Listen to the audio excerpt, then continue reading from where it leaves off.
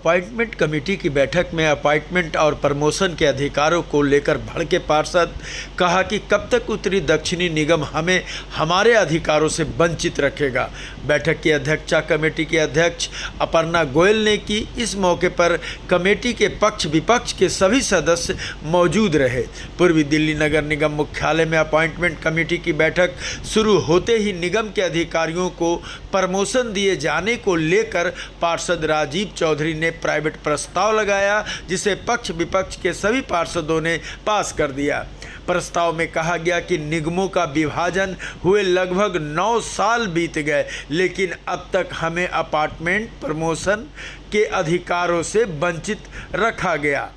Committee के अध्यक्ष अपर्णा गोयल ने पूर्वी निगम में न्यू अपॉइंटमेंट और अधिकारियों के प्रमोशन के अधिकारों को लेकर कहा कि जब निगम का त्रिविभाजन हुआ तो उत्तरी निगम दक्षिणी निगम को अधिकार दिया गया, लेकिन पूर्वी निगम को अधिकारों से वंचित रखा गया। जब भी 2012 में जब क्लैसिफिकेशन हुआ था तो साउथ दिल्ली दक्षिण नगर निगम और उत्तरी नगर निगम को कुछ अधिकार दिए गए, पूर्वी दिल्ली निगम को कोई अधिकार नहीं दिया गया। उस समय एक वैकल्पिक या टेम्परेरी अस्थायी व्यवस्था की गई थी कि पूर्वी दिल्ली नगर निगम के पास उसमें कुछ नहीं था, तो ये कहा गया कि पदोन्नतियां और नियुक्तियों का अधिकार दक्षिण दिल्ली और उत्तरी दिल्ली नगर निगम पर रहेगा, लेकिन ये एक टेम्परेरी व्यवस्था थी और आज उस व्यवस्था को 9 साल हो गए।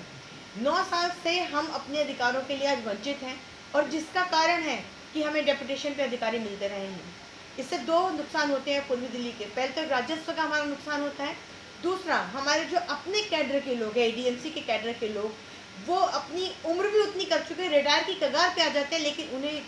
पदोन्नति नहीं मिलती, जिसकी वजह से कुंठा और अवसाद का भी जन्म होता है, जो हमारे पूर्वी दिल्ली निगम के कार्यों में व्यवधान भी उत्पन्न करता है। क्योंकि एक मानव को यदि वो पूरे टाइम काम कर रहा है, उसे भी उम्मीद होती है सीनियोरिटी वाइज मेरी भी नियुक्ति या पदोन्नति हो सकती है, लेकिन ऐसा न करते हुए हमारे 50 से ज़्यादा पद रिक्त पड़े हैं। उसका कारण ही सिर्फ ये है कि पूर्वी दिल्ली निगम के पास अधिकार नहीं कि वो अपने लोगों को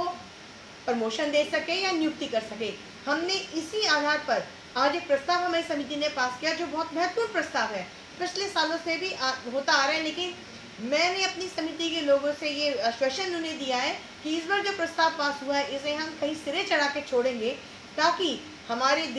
पूर्वी दिल्ली नगर निगम को जो आर्थिक संकट से वैसे ही जूझ रही है,